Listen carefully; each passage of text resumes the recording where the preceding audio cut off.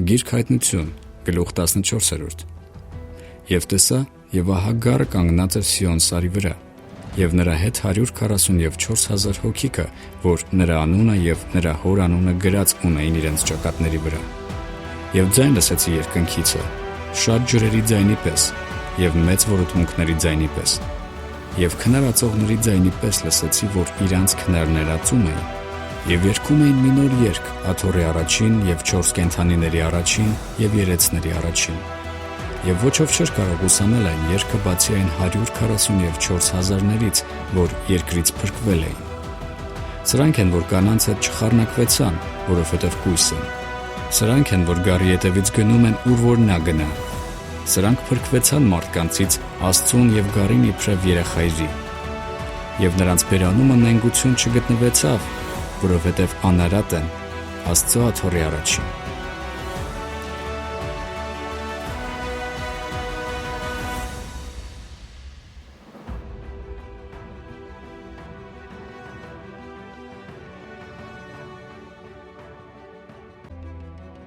Եվ տեսա մի ուրիշ հրեշտակ թռչելիս երկնքի մեջ, որ հավիտենական ավետիք ուներ,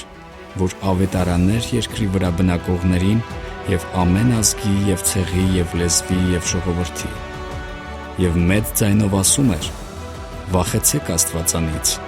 և փառք տվեք նրան, որովհետև նրա դատաստանի ժամը եկավ, և երկրպագեցեք երկինքը և երկիրը և ծովը և ջրերի աղբյուրները ստեղծողին»։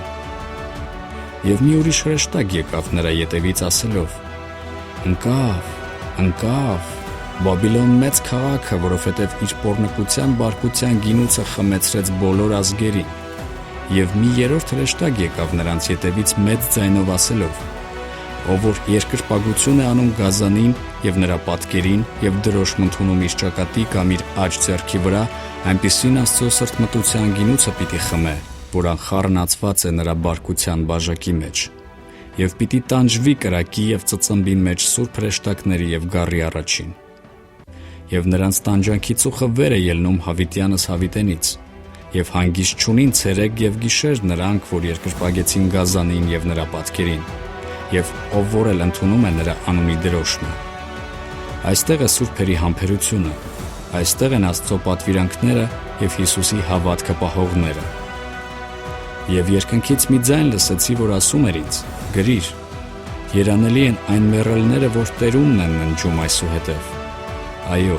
Հոգին ասում է, որ իրանց աշխատանքիցը հանգիստ կառնան,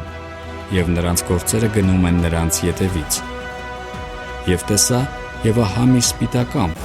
և ամպի վրա մեկը նստած մարդի որդու նման, որ իր գլխի վրա ոսկի պսակ և իր ձեռքում սուր գերանդի ուներ։ Եվ մի ուրիշ հրեշտակ դուրս եկավ տաճարիցը, որ մեծ ձայնով աղաղակում էր ամպի վրա նստողին. «Ուղարկիր քո գերանդին և հնձիր, որովհետև քո ժամանակն եկավ հնձելու, որ երկրի հունձքը հասել է»։ Եվ ամպի վրա նստողը վայր գցեց իր գերանդին երկրի վրա, և երկիրը հնձվեցավ։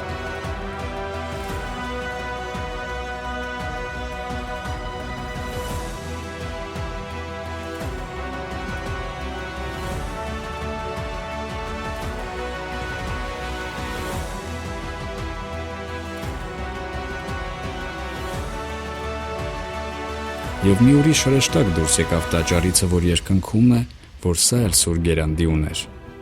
Եվ մի ուրիշ հրեշտակ դուրս եկավ սեղանիցը, որ իշխանություն ուներ կրակի վրա, և մեծ աղաղակով գոչեց սուր գերանդին ունեցողին ասելով. «Ուղարկիր քո սուր գերանդին և երկրի այգու ողկույզները քաղիր, որովհետև նրա խաղողը հասել է»։ Եվ հրեշտակն իր գերանդին գցեց երկրի վրա, և երկրի այգու խաղողը քաղեց, և գցեց Աստծո բարկության մեծ հնձանի մեջ։ Եվ հնձանը կոխվեցավ քաղաքիցը դուրս, և դուրս եկավ արյունը հնձանիցը մինչև ձիերի սանցքը 1600 ասպարեզի չափ։